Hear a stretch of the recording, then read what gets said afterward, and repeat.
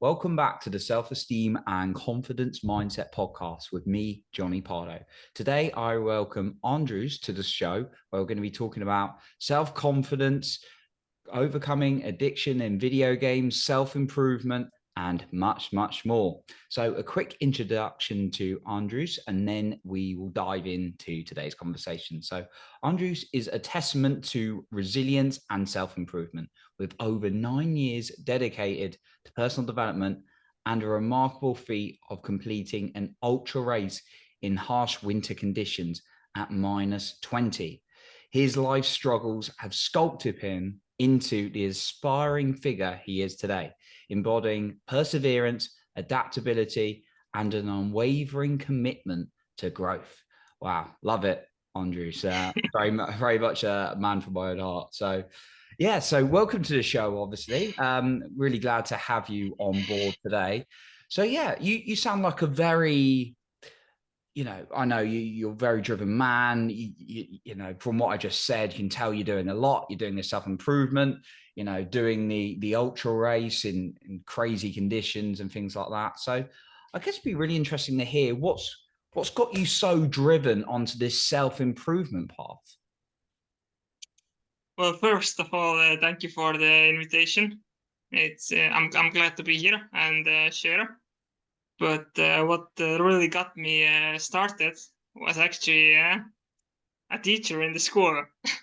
Oh, wow. It's a very interesting story how I didn't only get bullied by other kids, but also by teachers in school.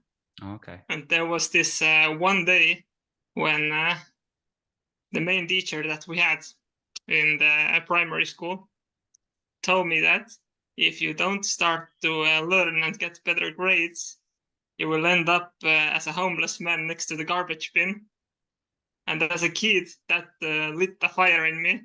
That's been burning ever since, I guess, to just show people that there's so many more ways to educate yourself and move forward in life other than school. School is great, but there are other options as well. It's all about what you want to do in life. What's your vision?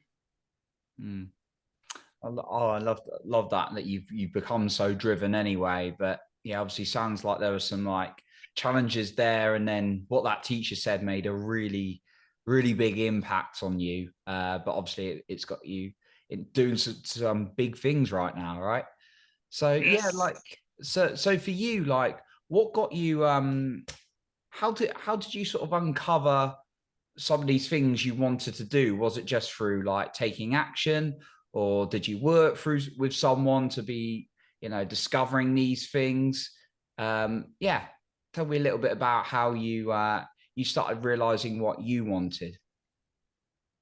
Well, first I started realizing it at a network marketing event, actually, where my father forced me to go for 3 days. It was Oh, like a wow. 3-day seminar, and they were all learning there every single day. And I actually hated the first 2 days. But the third day, there was a guy from Sweden, I believe. Mm. And when I heard his story, then it clicked with me, and I was like, okay, if this guy was able to do it, I can do it as well. Oh, wow. So you were Because he was inspired. not even able to read or write. He had all sorts of other problems that I don't have even. Mm.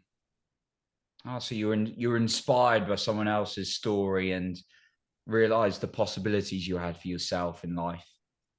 Yes, and it was also the first time I got introduced to self-improvement and self-development industry.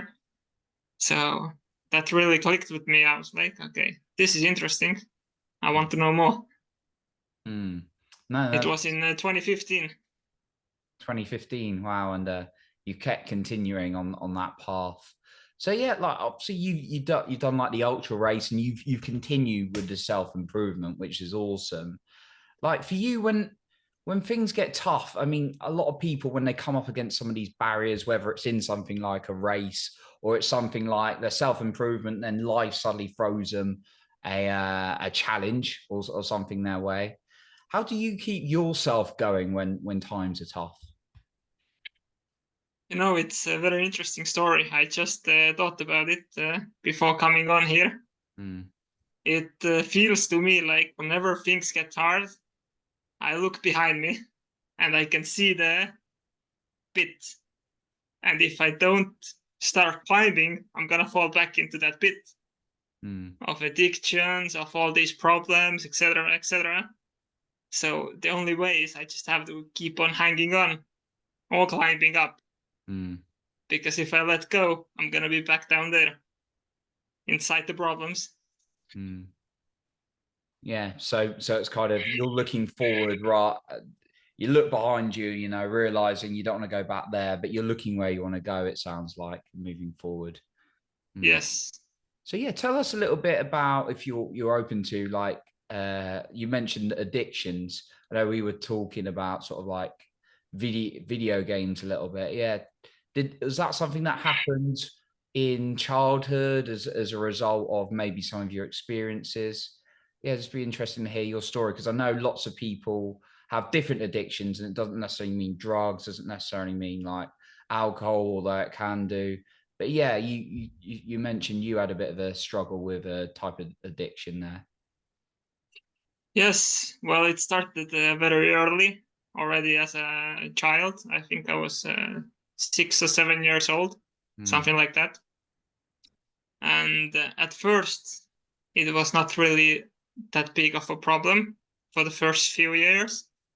But after some family issues started coming up, I went more and more into that to escape the broken family life and all the other stuff that was happening, in school at that time. Specifically, things started going bad as well, like fifth grade, I believe, fourth, mm, fifth grade. And then I just forgot about it and escaped to the video game world, where I spent 17 years not living any life outside of video games. mm. Oh wow! So it was kind of was it like an escape from some of these challenges? Yes. Yeah. Okay. So yeah, like you're playing video games, and thank you for sharing that. I appreciate your openness. I think for me as a kid, I can sort of maybe we've all got different stories, right? But I can remember just playing it for days on end, and even unraveling. Like I don't play. I can barely play 20 minutes now, but like even just unraveling it now and uncovering some of my wounds as well. I think it was a little bit of a bad habit for me as well. Like I'd be on it 7 hours a day sometimes, might be more, might be less for you, but yeah, yeah, certainly it's an interesting one to kind of escape some of those things. So yeah, thanks for your openness on that one. That's really Yeah, I mean, if you said 7 hours, then for me it got so bad that 2 days I didn't sleep, Oh wow. Okay. and in the end of that, I just, you know, pretty much got knocked out and went to sleep. Mm. Wow. Okay. Well, thanks for your, transparency Yeah. on that. It's a lot. And yeah, I know there's various forms of addiction, and for me, whatever the kind of like going on our phones is like terrible addiction, though for many of us, and I've been guilty myself. But yeah, for me, my personal experience with addiction, some kind of a form of escapism from like feelings or experiencing emotions. I know it might resonate differently from others, but it sounds like you were sort of in an escape route as well, in your story. So yeah, how did you work through that? You're getting escapism. Did you sit with some of these feelings? Did it get so bad you realize you had to make a change? Well, I think a huge part plays like learning just about myself. Mm, Uh, I think things started changing slowly after my first Tony Robbins event mm, in 2021. And then after that, it was just a slow process of 1, 2 years, I believe, mm, before I actually got out of it. mm. So I got out of it actually 2022 November. Oh, brilliant. Well done. Yeah. Mm. So it's kind of like a But slow realization, a slow yes, process after the realization. Mm. yeah. I had to face some problems that made me think twice whether I want to continue or not, especially financially, because I had this huge, cool computer. You've seen the pictures, maybe the expensive ones, and I had to sell that because financially things were bad. And then I was like, okay, now we'll play less video games already because we don't have the tools, right? Yeah. And then it just went from there slowly. So you made that shift. Wow. So yeah, it's like, and then you got, was it 2021? You said the Tony Robbins event? Yes, it was the UPV virtual in March. Virtual. Yeah. Oh, brilliant. Cool. So yeah, with the Tony Robbins one, that sounds like had a bit of an impact on you in terms of going to that. So yeah, for you, what's the impact of being an environment been for you on your self-improvement journey? Well, that's the biggest part actually, because that's when the things started changing really fast. Because in the end of 2022, I got invited to participate in a summer program to go sell books in Canada. And there my mentor kept me so busy that I just didn't have time for video games. And I knew that it was like once in a lifetime opportunity, so I had to give my everything for this.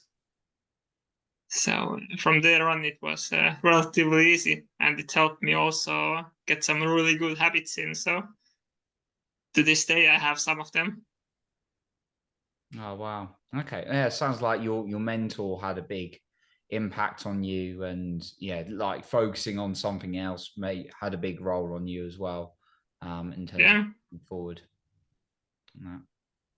Did you find yourself after the Tony Robbins,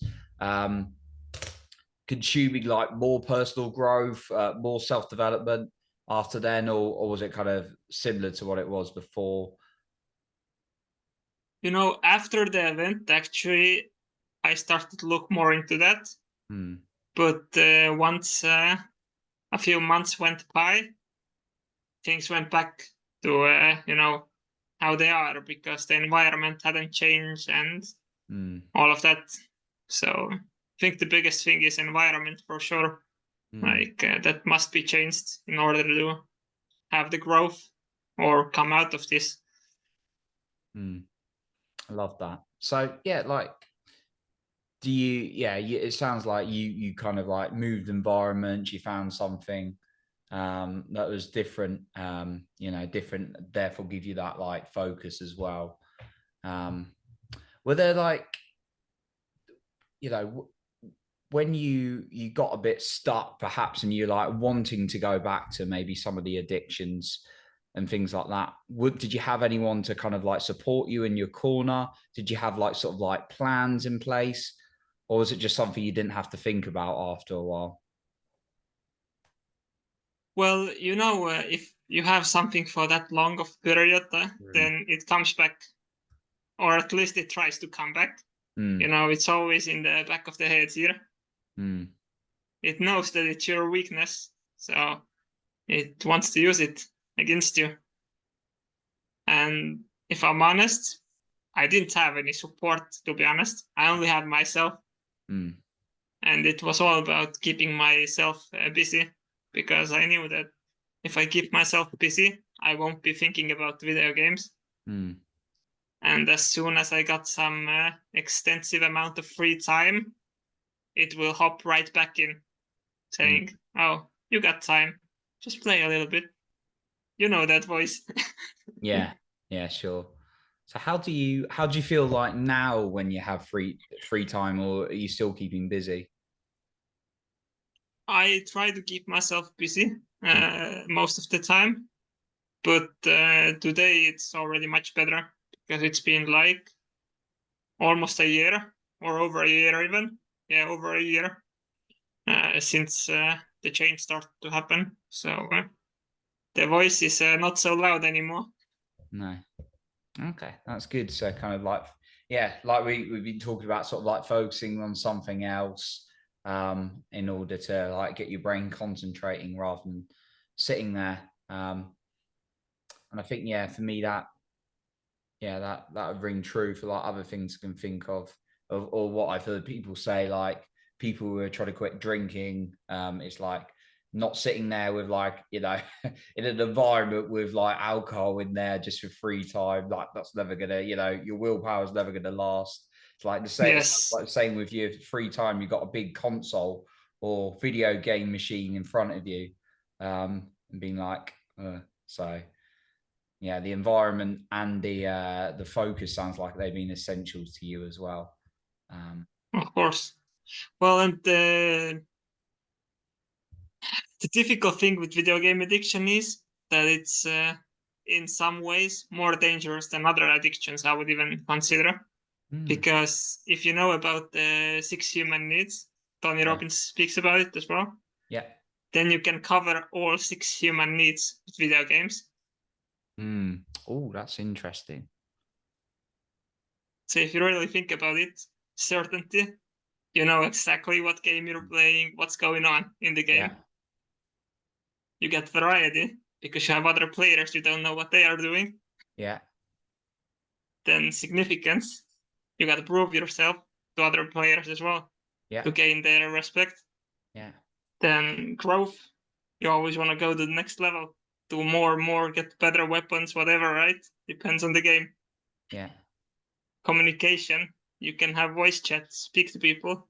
Connection, yeah. So, yeah, all of that is in there. And contribution as well, right? You can help other players who are worse than you. Interesting. That was the one when you said it, I was thinking, yeah, I can see it.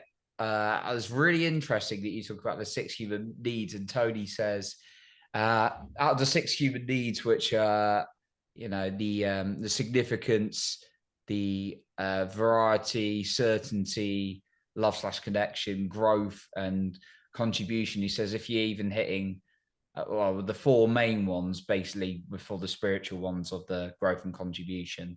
But he said if you're hitting 3 out of the 4 main ones, or even 2, I can't remember, it can become an addiction. And if you're hitting all of them, wow. Yeah. I was thinking about I must admit, I was just thinking then when you said it, I was thinking, how's contribution come into this? But yeah, it makes sense when you say that you're helping other players, because I see the growth. I can see like when I've been getting better at games when I was a kid, it's like I was like completed this level, I feel better. It's like even if it's really, really hard, I get really frustrated.